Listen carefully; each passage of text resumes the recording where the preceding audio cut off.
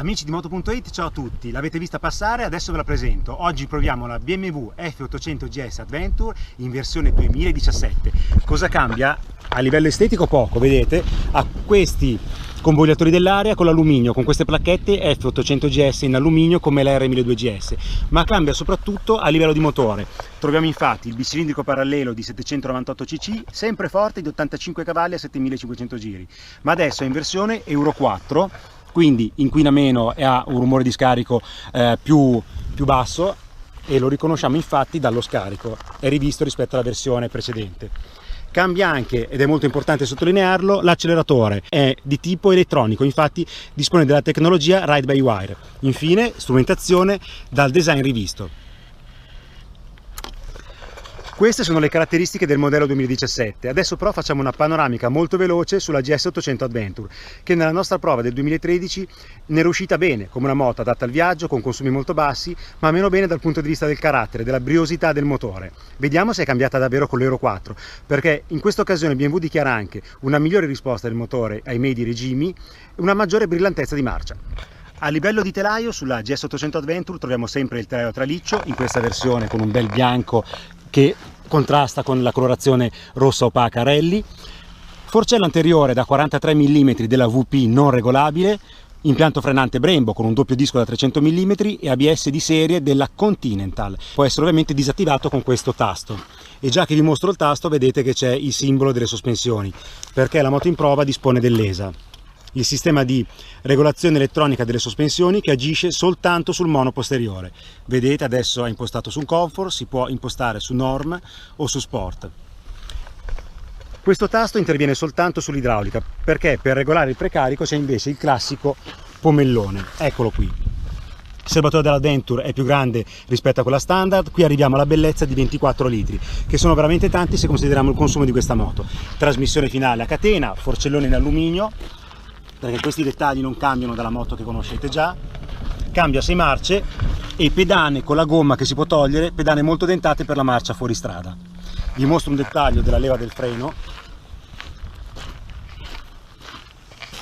Vedete questo strano meccanismo? È fatta così per poter essere utilizzata sia in fuoristrada nella guida in piedi che su strada. Il motore della GS Adventure dispone sempre di 85 cavalli a 7500 giri, con una coppia massima di 83 Nm a 5750 giri. Però nel corso della nostra prova è emerso un carattere veramente diverso, che ricorda quello delle prime GS 800 del 2008. Quindi Ride by Wire ha portato sì l'Euro 4, ma anche un comportamento che adesso va scoperto proprio su strada insieme. L'Adventure della nostra prova costa 13.150 euro, quindi a livello di prezzo si posiziona molto vicina alle 1000 KTM, Honda e Suzuki, però sapete benissimo che con BMW è molto facile salire di listino. Vi mostro infatti i pacchetti di cui è dotata la nostra moto. In questo caso troviamo il pacchetto Dynamic, che prevede, oltre alle modalità di serie Rain e Road che vedete visualizzate qui, Rain e Road, anche la modalità Enduro.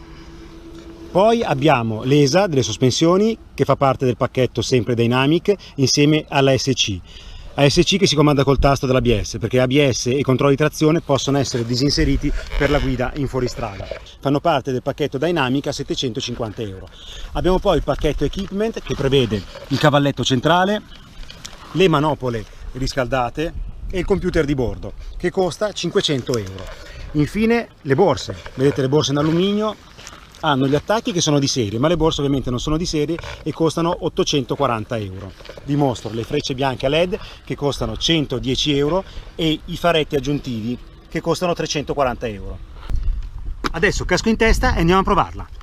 Su strada la F800 GS Adventure conferma un'ottima abitabilità sia per il pilota che per il passeggero. Il pilota ha un manubrio largo ma correttamente posto vicino al pilota. Le pedane sono grandi per il fuoristrada ma ricoperte di gomma, e il motore Euro 4 con l'acceleratore elettronico ha portato con sé un lavoro di riequilibratura delle masse che ha ridotto drasticamente le vibrazioni. Ci sono ancora sulle pedane e sui gusci qua in mezzo alle gambe al posto del classico serbatoio, mentre sono praticamente scomparse, sono veramente ridotte dove invece prima davano fastidio, vale a dire sul manubrio.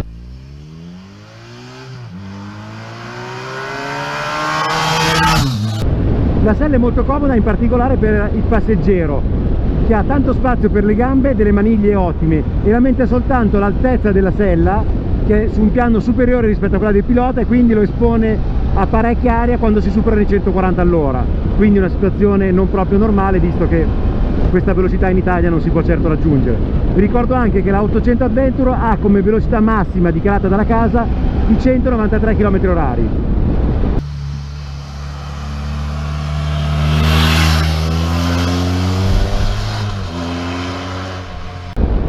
Su strada abbiamo evidenziato anche un ottimo consumo, dichiarato di 4,3 litri per 100 km e reale nell'uso misto anche a pieno carico di soltanto 4,7 litri per 100 km, un consumo davvero incredibile se pensiamo alla cilindrata, al peso in gioco e anche alla potenza, perché gli 85 cavalli possono non sembrare tanti, ma l'Euro 4 ha portato, grazie all'acceleratore elettronico di cui vi parlavo, un'ottima risposta del gas ai medi regimi. Il motore 800 è migliorato moltissimo, nel 2010 era diventato piuttosto pigro, invece adesso guardate, metto la seconda, ha un ottimo allungo anche ed è diventato sportivo ai medi regimi, è un bel motore. Adesso con la mappatura road c'è anche la Rain che lo rende più dolce per l'uso col bagnato.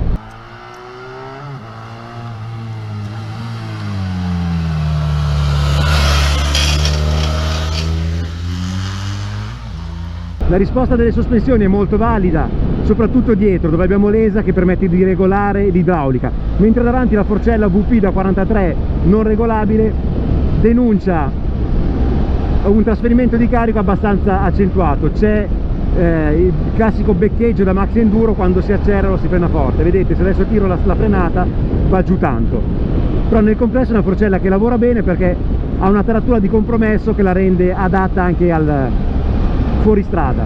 Chiudo con un riferimento alle gomme di serie, che sono le ottime Metzeler Tourance Next, che hanno dato una risposta molto valida anche sul bagnato che abbiamo incontrato in questo test ed eccezionale sull'asfalto altamente abrasivo e con tanto grip della Sardegna. Vedete che si piega proprio tanto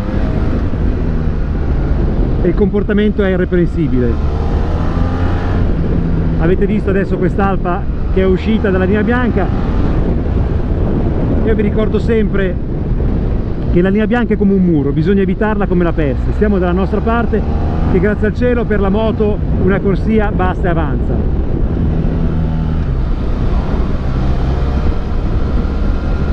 La prova non finisce qua, perché il nome Adventure recrimina un bel test fuori strada. Abbiamo le gomme stradali ma ci andiamo lo stesso, vediamo un po' come va.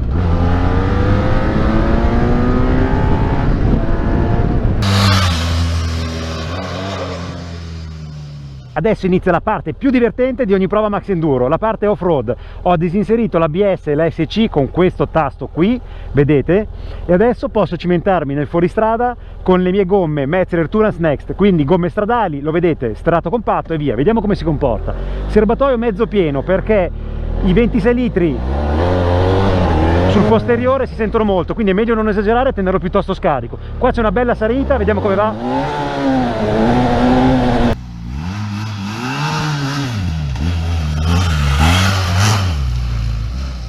C'è un'ottima trazione, le gomme vanno bene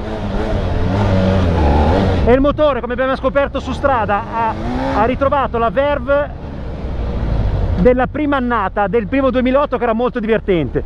Le gomme sono stradali, ma vedete anche sulla sabbia in salita vanno bene.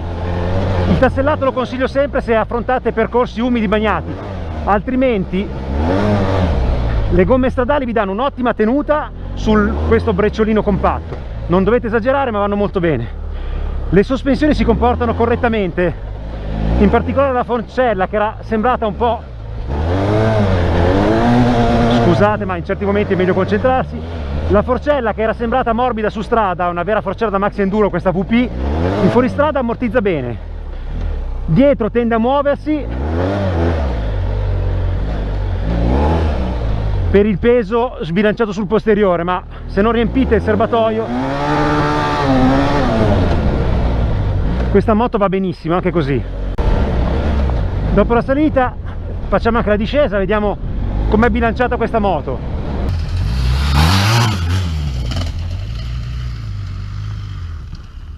Lo vedete, è uno sterrato sabbioso, quindi non è proprio semplicissimo, la telecamera inganna, qui c'è sabbia soffice, però non è niente di difficile. È quello che ci serve per capire come si comporta la 800 Adventure. Ecco, è molto ben bilanciato, ho serbatò pieno a metà, in queste condizioni la moto si comporta molto bene. La 800 GS Adventure in versione 2017 ha fatto un bel salto grazie soprattutto al motore Euro 4 che ha riacquisito un bel brio ai medi regimi, ha un bel carattere, è un motore che si distende benissimo dai 1500 giri su fino agli 8000 e finalmente questa versione ha ridotto in maniera drastica le vibrazioni che affliggevano i modelli precedenti, e questa è una cosa molto importante perché in questa configurazione la GS 800 Adventure non sarà una 1000, ma per viaggiare funziona veramente bene, e considerate che questo serbatoione enorme da autonomia di 450 km veri che ho verificato sul campo percorrendo qua le strade della Sardegna, la Via del Sale. È una moto con cui parti e fai veramente tanta strada senza stancarti. Alla prossima prova, ciao!